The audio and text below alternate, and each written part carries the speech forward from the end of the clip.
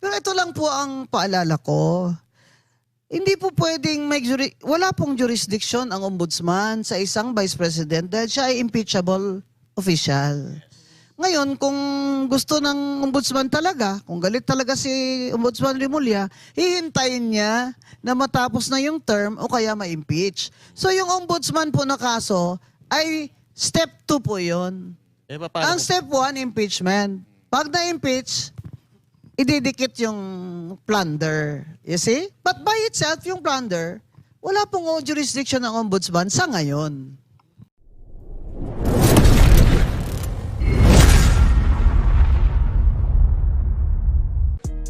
Good day po sa lahat. Si Fiscal EJ po ito. Let's clear something up because this issue is not just misunderstood, it's being dangerously oversimplified. Marami ang nagsasabi, pati na si dating COMELEC Commissioner Rowena Guanzon, na dahil impeachable official ang Vice President, walang jurisdiction ang ombudsman na imbestigahan siya. She even goes further and argues na kailangan raw munang matapos ang term or worse, kailangan munang ma-impeach before any investigation can even begin. On the surface, that sounds authoritative, but constitutionally, it collapses under scrutiny. So today, we are not talking about opinions. We are talking about constitutional text, structure, and Supreme Court doctrine. Now, under Article 11, Section 13, Paragraph 1 of the 1987 Constitution, malinaw ang mandato ng Ombudsman. The Ombudsman is empowered to investigate on its own or on complaint by any person, any act or omission of any public official. Pause there. Any act, any public official. The Vice President is undeniably a public official. That point is not even debatable. And here's what matters legally. Walang qualifier sa probisyong ito. Walang exemption, walang sinasabing hindi kasama ang impeachable officials. Kung gusto ng framers na i-exempt ang Vice President from investigation, they knew exactly how to do that, but they didn't. What the Constitution explicitly regulates is removal, not investigation. So saan ba talaga nagkakamali ang argumento? It starts when people collapse two very different constitutional concepts into one. Let's be precise, because precision matters in law. Impeachment is about removal from office. Investigation is about determining accountability. Magkaibang constitutional functions yan. Ganito po ang legal framework. Investigation, pwede.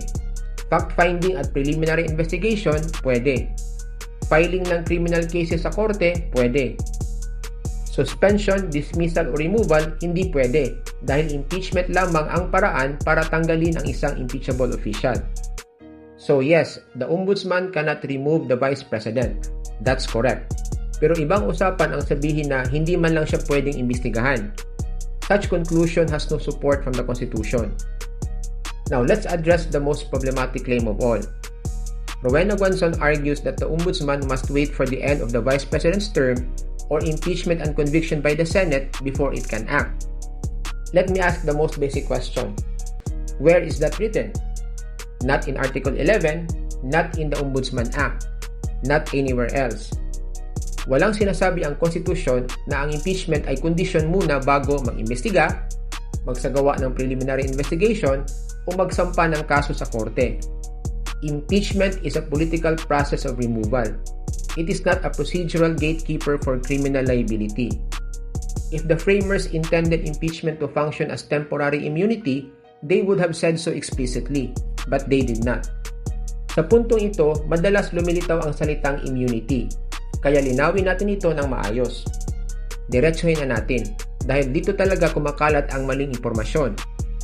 Walang kahit isang probisyon sa konstitusyon o Supreme Court jurisprudence na nagbibigay ng immunity sa Vice President. Wala, zero, walang-wala. So, civil cases, pwede. Criminal cases, pwede. Lahat iyan ay pinapahintulutan ng batas, basta may due process. So, saan nanggaling ang ideyang ito ng immunity? Sa misunderstanding po ng presidential immunity. It is true that presidential immunity is not written in the Constitution. It is a jurisprudential doctrine, developed by the Supreme Court for functional reasons. The logic is this. The president is both head of state and chief executive. Forcing a sitting president to defend cases in court would distract the office, impair governance, and degrade the dignity of the position. That is why in the case of Sullivan versus Makassar, the court held that the president is immune from suit while in office, even for acts done in a private capacity. But, and this is the key point, ang immunity na ito ay para sa Pangulo lamang. So let's end this with clarity. The claim that the Ombudsman has no jurisdiction over the Vice President, una, has no textual basis, pangalawa, has no jurisprudential support, at pangatlo, confuses impeachment with immunity. Impeachment po is a shield against improper removal, not a license to evade investigation. So yan lang po ang nais kong ibahagi today, and see you in my next video. Maraming salamat po.